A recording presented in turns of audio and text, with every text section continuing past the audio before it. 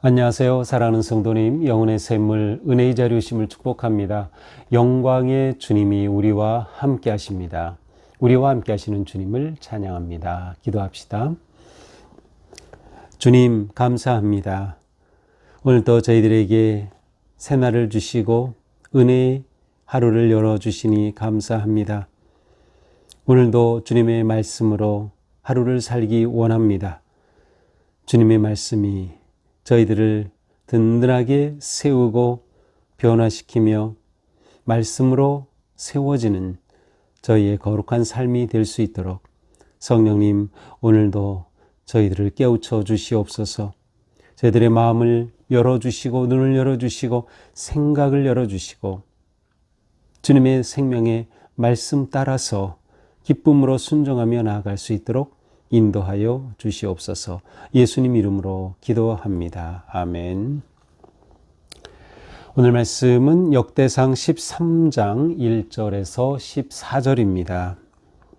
다윗이 천부장과 백부장 곧 모든 지휘관과 더불어 의논하고 다윗이 이스라엘의 온 회중에게 이르되 만일 너희가 좋게 여기고 또 우리의 하나님 여호와께로 말미암았으면 우리가 이스라엘 온 땅에 남아있는 우리 형제와 또 초원이 딸린 성읍에 가는 제사장과 레위 사람에게 전령을 보내 그들을 우리에게로 모이게 하고 우리가 우리 하나님의 궤를 우리에게로 옮겨오자. 사울 때에는 우리가 궤 앞에서 묻지 아니하였느니라 하매 뭇 백성의 눈이 이 일을 좋게 여김으로 온 회중이 그대로 행하겠다 한지라.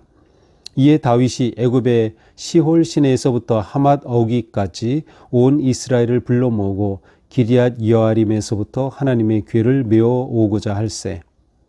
다윗이 온 이스라엘을 거느리고 바알라 곧 유다에 속한 기럇 여아림에 올라가서 여호와 하나님의 궤를 메어 오려 하니 이는 여호와께서 두 그룹 사이에 계심으로 그러한 이름으로 일컬음을 받았더라. 하나님의 궤를 새 수레에 싣고 아비나답의 집에서 나오는데 우사와 아히오는 수레를 몰며 다윗과 이스라엘 온 무리는 하나님 앞에서 힘을 다하여 뛰놀며 노래하며 수금과 비파와 소고와 제금과 나팔로 연주하니라.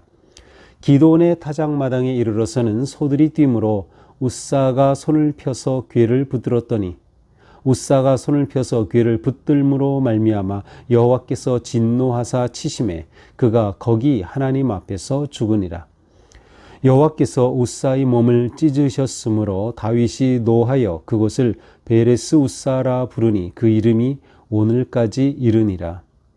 그날에 다윗이 하나님을 두려워하여 이르되 내가 어떻게 하나님의 궤를 내 곳으로 오게 하리요 하고 다윗이 궤를 옮겨 자기가 있는 다윗성으로 메어드리지 못하고 그 대신 가드 사람 오벳 에돔의 집으로 메어가니라.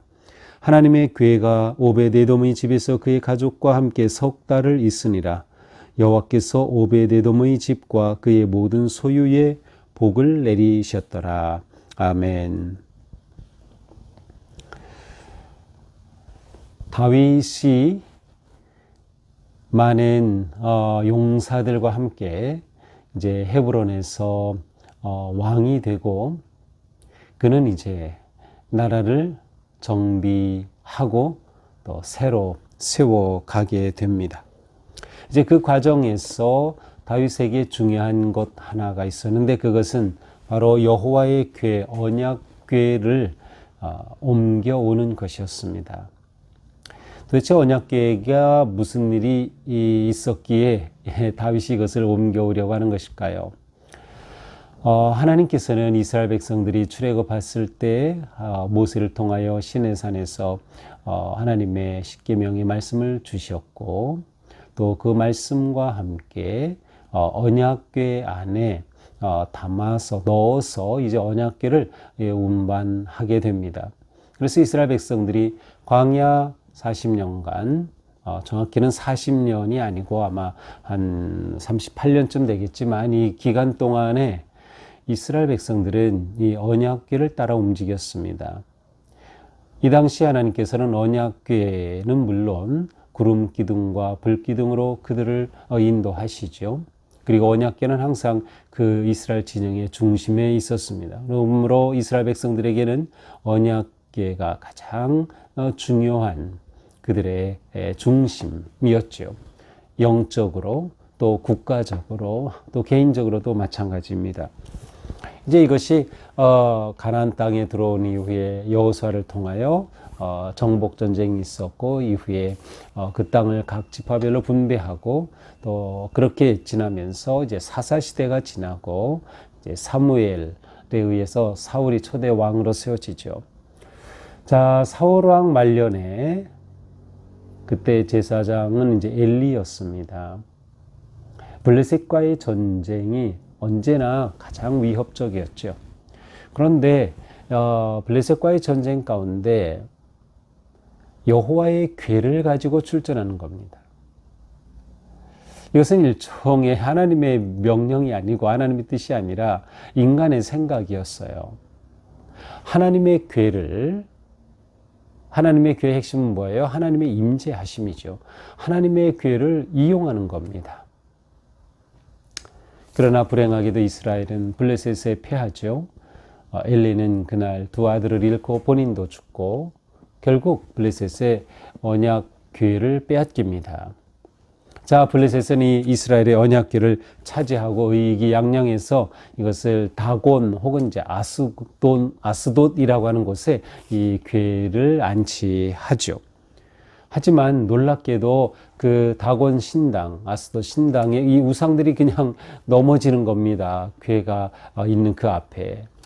결국 이 궤를 옮기죠. 그래서 이 궤를 에그론과 가드라고 하는 곳으로 이제 옮겨요. 그런데 가드와 에그론에서 이 언약궤가 옮겨지자 재앙이 생기는 겁니다. 종기가 생기고 온갖 재앙이 일어나요. 그러니까 이거 안 되겠다. 여기 있으면 안 되겠다. 그래서 또 옮기죠. 그래서 그것을 이제 베스메스로 옮깁니다. 그런데 거기에서 사람들이 이 언약궤 안에 뭐가 있어 하고 들여다보는데 그 자리에서 다 즉사하는 사건이 일어나죠. 언약궤는 또다시 그 다음 기리앗 여아림으로 옮겨집니다. 이곳에 아비나답이라고 하는 사람의 집 앞에 옮겨지죠. 자, 이러한 상태예요. 그래서 언약궤가 지금 이스라엘 땅에 있지 못한 겁니다. 자, 이런 상황에서 다윗은 언약궤를 옮겨와야 하겠다는 생각을 합니다. 거룩한 생각이죠. 이제 그 이유는 이제 조금 후에 나옵니다. 그래서 다윗은 1절 천부장, 백부장, 지휘관과 더불어 의논하고, 자, 나라를 처음 세워갈 때 다윗은 의논하였어요. 정말 훌륭한 모습이죠. 왕이 신하들과 의논하는 것입니다. 건강한 공동체는 소통이 이루어지는 공동체예요. 지도자와 또한 함께하는 모든 사람들의 소통이 이루어지는 거죠. 교회에서의 가장 중요한 소통은 무엇일까요? 하나님과의 소통이에요. 하나님께 묻고 하나님의 뜻을 구하고 또한 모든 성도들이 지도자와 함께 소통하는 것이죠. 자, 이것이 아주 아름답고 바른 리더십이에요. 소통을 위해서는 경청이 필요한 거죠. 다윗이 경청하는 것입니다. 그래 의논하죠. 온 회중에게 너희가 좋게 여기고 또 여호와로 말미암았으면, 하나님 여호와로 말미암았으면이란 뜻은 하나님께서 허락하신다면이란 뜻이에요. 그러면 우리가 우리 온 이 형제들이, 우리가 형제들이, 이게 2절에서 형제라는 표현을 쓴 것은 아주 특별해요. 그러니까 이스라엘의 그 모든 나라, 새로운 왕이 되면서 온 백성들을 하나로 이렇게 묶으려는 그러한 굉장히 중요한 의도가 있어요. 그래서 형제라는 개념을 사용하는 것이에요. 그래서 형제와 모든 성읍에 사는 제사장 레위 사람에게 전령을 보내서 모이게 합니다. 그래서 우리가 하나님의 궤를 옮겨오고자 하는데 그 이유가 무엇이야? 3절에 보니까 사울 때에는 궤 앞에서 묻지 아니하였느니라. 사울 왕 때에는 궤 앞에서 묻지 않았어요. 하나님께 묻지 않았어요. 여호와의 궤의 핵심이 뭐예요? 하나님의 임재하심. 그렇다면 그 하나님께 물으면서 전쟁을 하고 하나님께 물으면서 일을 해야 되는 건데 그러지 않았다는 거예요. 여호와 궤가 무시당한 거죠. 그 말은 뭐예요? 다윗이 우리가 여호와 궤를 가져오고 그를 모시고 여호와께 물어야겠다 이런 뜻이 아니겠습니까? 그러자 온 백성이 아주 좋게 여깁니다. 그래서 그거 좋습니다. 이제 이 여호와의 궤를 가지러 갑니다. 그래서 온 이스라엘을 불러 모으고 기럇 여아림에 있는 이 궤를 가져오고자 하는 것이죠. 자, 그 궤를 가져오기 위해서 7절에 보니까 하나님의 궤를 새 수레에 싣고, 자, 어떻게 이 궤를 운반할까? 새 수레를 만들었어요. 그리고 아비나답의 집에서 이 궤를 새 수레에 싣고 나옵니다. 이때 우사와 아히오가 이 수레를 몰게 되는 것이죠. 너무나도 기쁜 일이죠. 여호와의 궤를 모셔온다 하니. 그래서 8절에 보니까 다윗과 온 무리들이 그냥 좋아서 힘을 다해 뛰놀고 노래하고 수금과 비파와 소고와 제금과 나팔로 연주하니라. 너무나도 기쁜 축제가 벌어진 겁니다. 춤추는 것이에요. 이렇게 진행이 되는데 그만 이 언약궤가 기돈의 타작마당에 이르렀을 때 이 수레를 끄는 소들이 막 뛰어요. 펄쩍펄쩍 뛰니까 그만 그 수레 위에 있던 궤가 흔들리죠. 그러니 이 궤를 몰고 가던 우사와 아히오가 있었는데 우사가 그만 이 궤를 붙들었어요.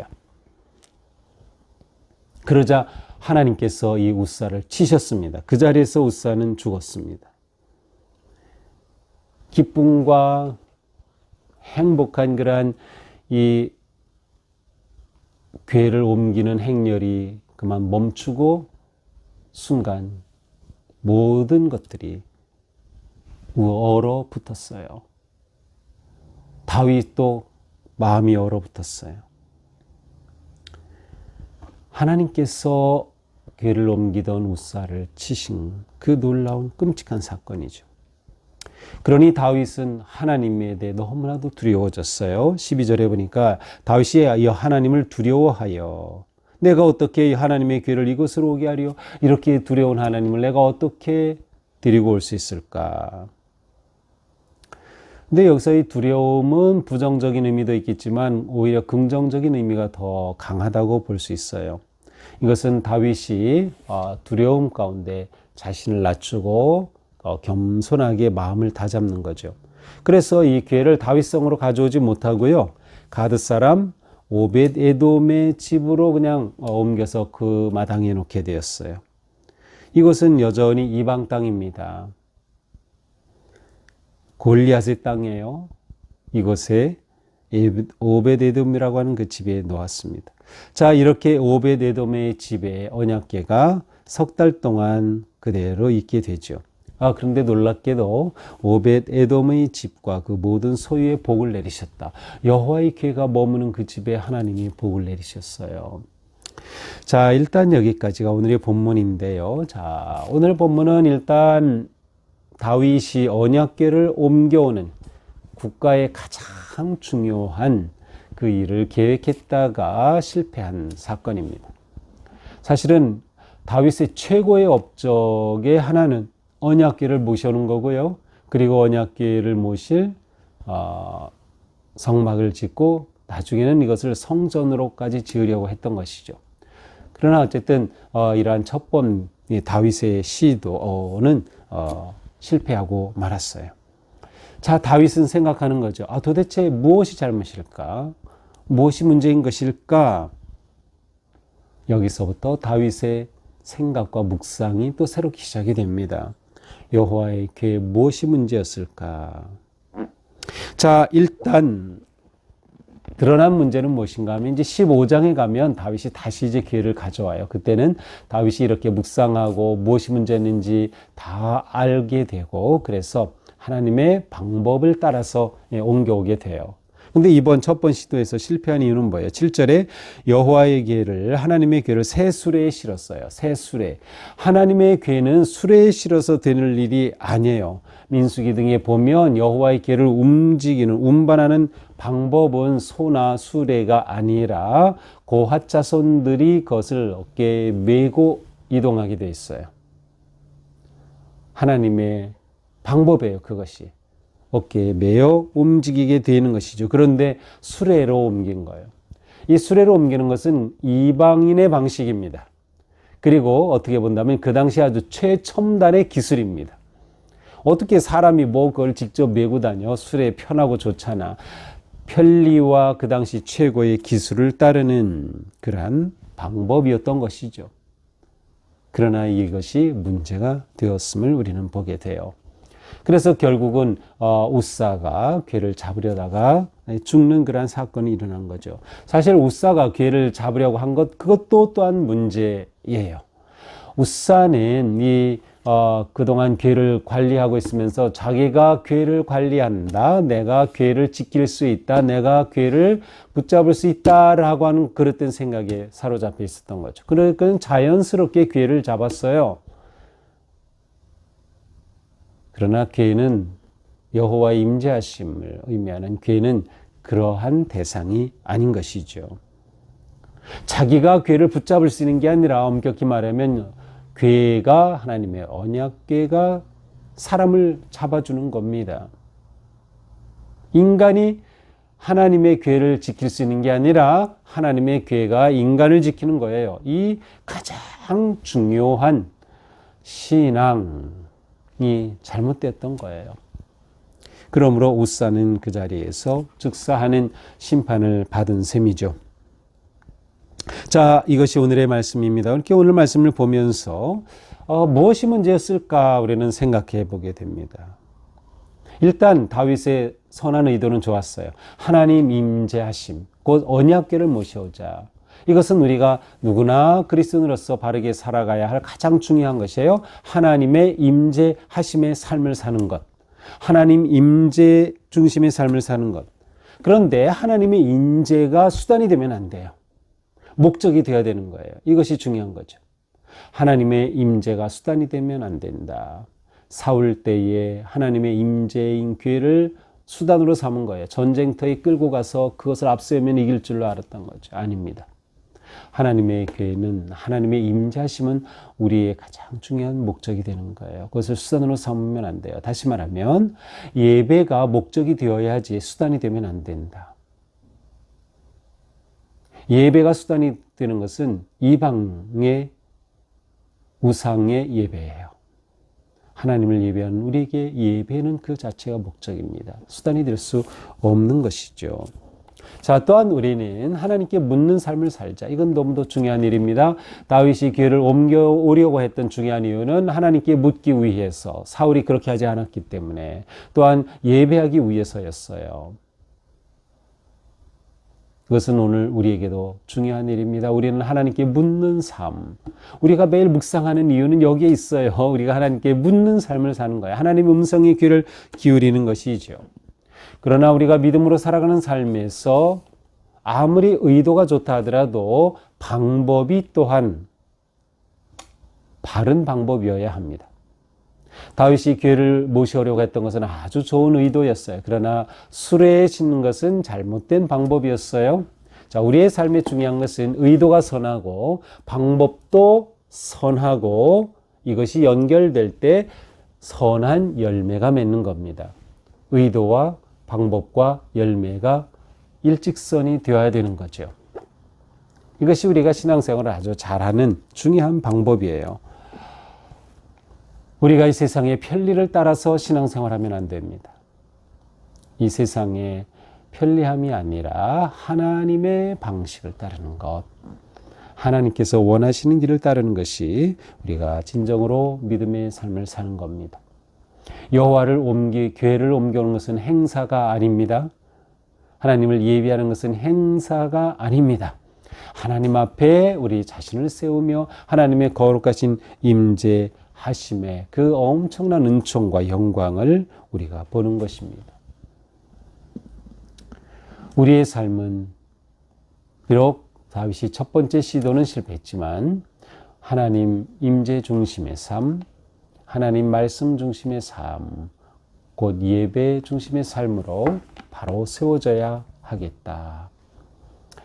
오늘 우리가 이 말씀을 보면서 내 삶에 있어서 무엇이 문제인가를 생각해 보고 그것이 우리에게 있어서 깊이 생각하고 하나님 앞에서 묻고 묵상하는 그러한 삶이 될 수 있기를 간절히 부탁드립니다. 기도하겠습니다. 하나님 감사합니다. 오늘 말씀을 통해서 우리가 믿음으로 사는 길은 하나님 임재하심 가운데 하나님의 선하신 뜻을 하나님의 방법을 따라 순종함으로 이루어가는 것임을 보았습니다. 주님, 저희가 오직 하나님의 임재를 구할 때 그것이 우리의 목적이 되게 하옵소서. 하나님을 예배함이 목적이게 하옵소서.